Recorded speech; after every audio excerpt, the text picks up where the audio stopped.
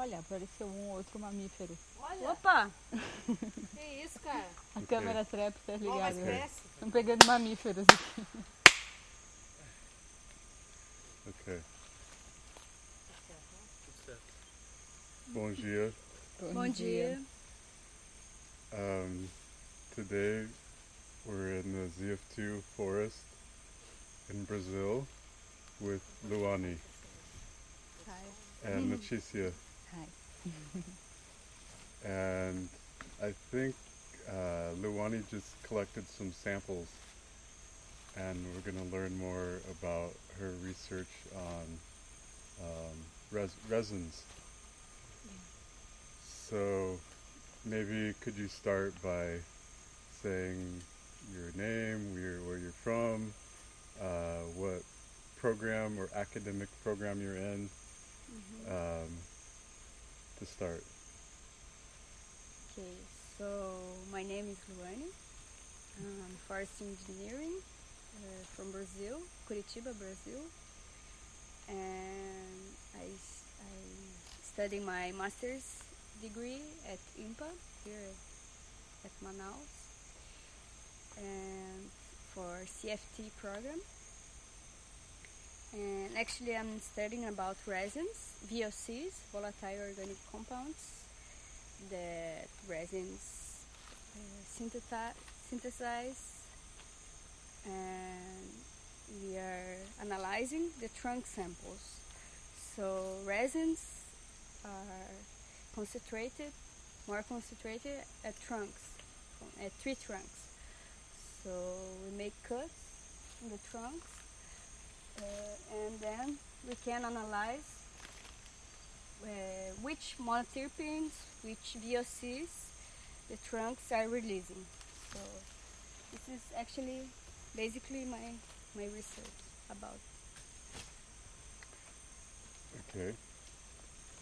Why are you working with protein genus, and why resin are important? You said that the Vox are realized by the resins, but why resins? So first of all, we chose the protein genus because it's very, very widespread here in Amazon, ZF2, Brazilian Amazon, and it's a very important genus for ecology, abundance, and then very easy to find in the forest. And then this thing, the protein genus, produce resins, so it's very interesting because resins has this function of protection for trees and ecological functions. It's very important for the tree and for the forest. So we are interested about resins, and with pilot collection and tests, we saw that resins produce a lot of monoterpenes, that are the VOCs that we are interested for. So that was very instigating for us, and we start to learn more about resins and what is the relationship between resins and monoterpenes and the forest and the trees and the trees mechanism.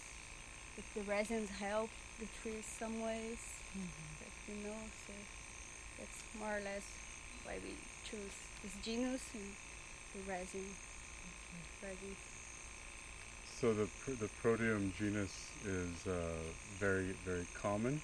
Yeah, very common, widespread. What's widespread? Widespread.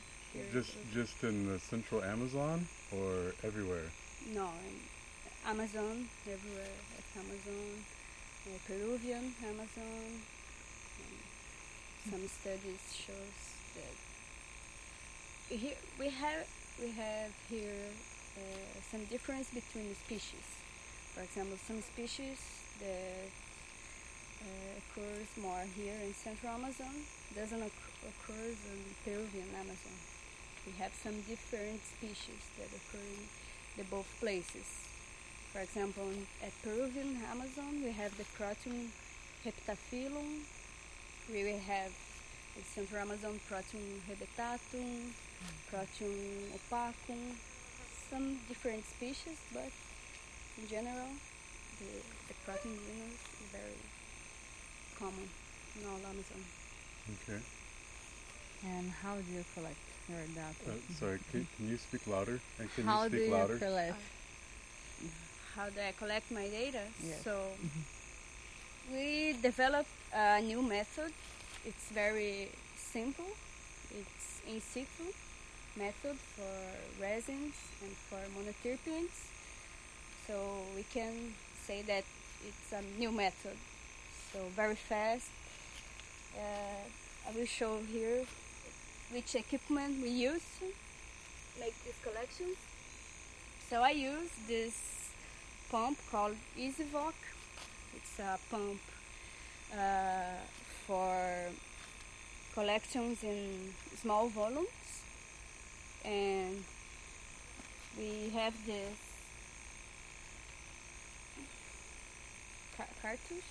cartridge that we collect. So I won't open because it will contaminate, but this is the cartridge that we use and put here in the pump. And then the pump has the system, very simple system.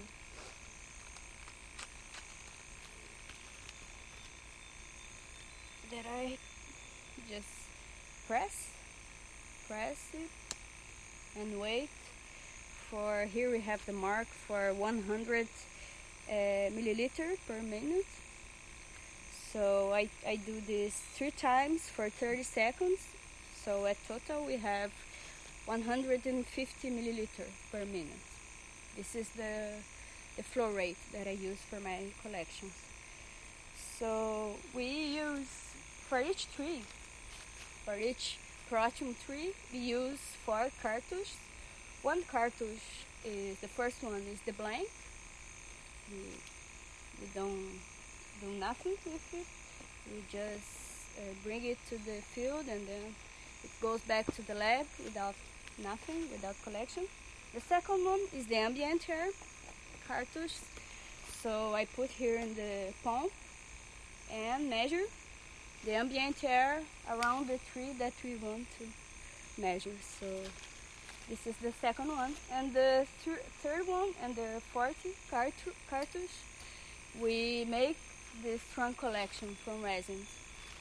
So I put the cartridge here in the pump and make a little cut here in the tree and just hang the pump near the tree.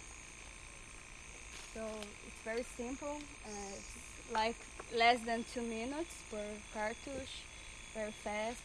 Well, I'm a little confused because are you studying the resins or the air? Yeah, I make the measures in the ambient air to know if what I'm measuring here is from the trunks or for the air. So we see some difference between the ambient air analysis and the trunk analysis. So you never collect the actual resins? You don't collect the liquid resin? No, not the liquid. With all this of your method, samples are with air? The air and the volatiles that the trunk release. Ah, the trunk is releasing a lot of volatiles, volatiles, gases. And we see in the analysis that the ambient air cartridge doesn't present monoterpenes. And then the trunk, so we have this, so the monoterpenes are from the trunks, not from the ambient air. Okay. We can compare the both cartridges. Okay. So we have this certain about the trunk samples. Mm-hmm. So this is the method. So it's important too for everyone that want to go to the field work and Amazon or everywhere to have a notebook with comments and samples. Here I have to write the cartridge numbers for the analysis. It's very important. It's very good. Okay, another things that you want to put. It's very What about the species? important. But the tree species? What? What Do you, about? do you put that information as well? Yeah, I put this information. Yeah. In Okay. this case, for today, I just collected for 5 samples. Sorry, 5 samples from 5 trees from Proteum estrumosum. Today I just collect one species, so I put every time the species, the tree number, because we have a lot of trees here. Each one is identified, so I have to put the tree number to help me to analyze it too.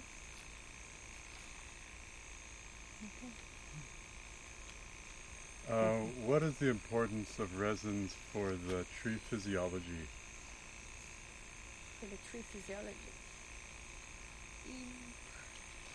Well, we have this, well, for the tree, we have this important role for protection.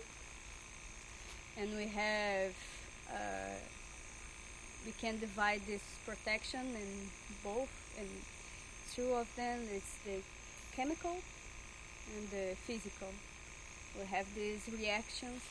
So the physical is because resins act just like a clue. So when insects go and attack the trunk, the resins just close them and kill them because they can go outside. It's like a clue. So, and the another protection is the chemical. Is that one I'm working on? Is the VOCs, the monoterpenes. So the VOCs released by resins, they repel these insects, and the taste is not good for them. So make it not very good. So basically, I don't know, something else. Let me think.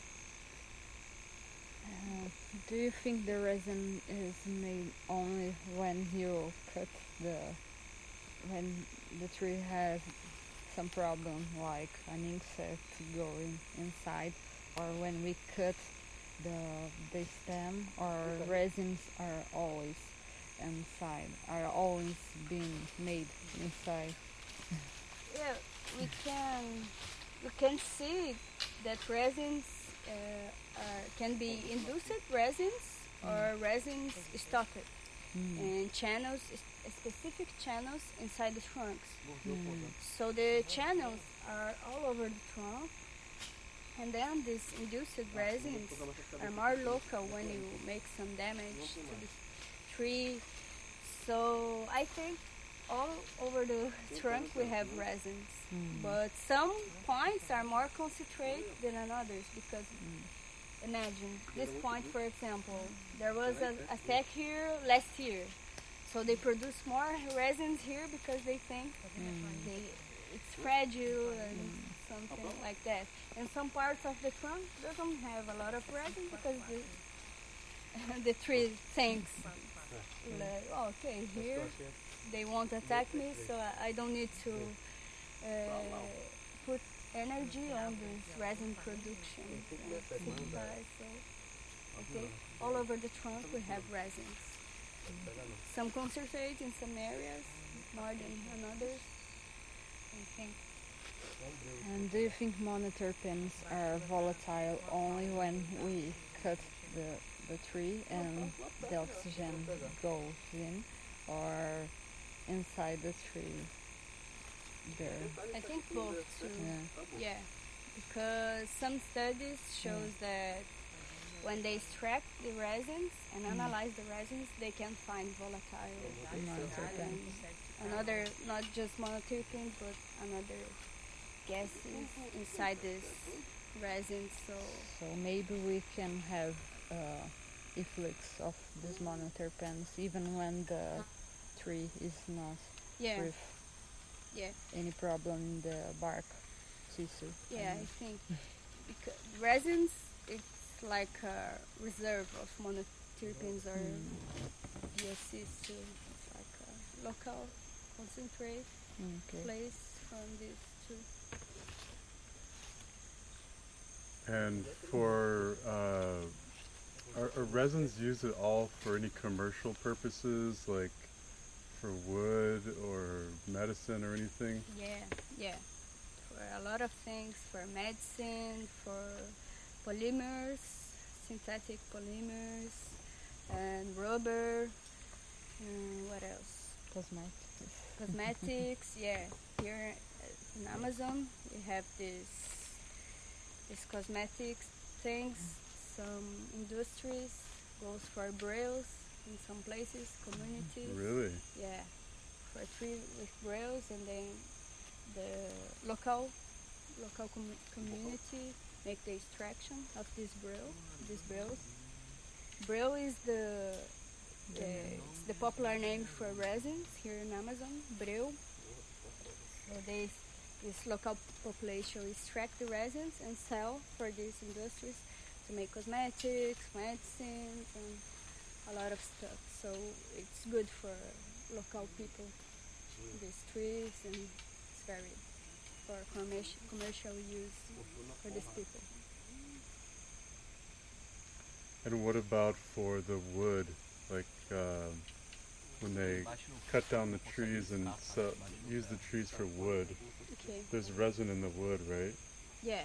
Does that give any characteristics of the wood? Yeah, this resin serves like antimicrobial agent for the tree. It's like a natural protection for the wood, for insect attack or fungi or microbial in general. So it's like a natural protection. The most of woods here in Amazon that we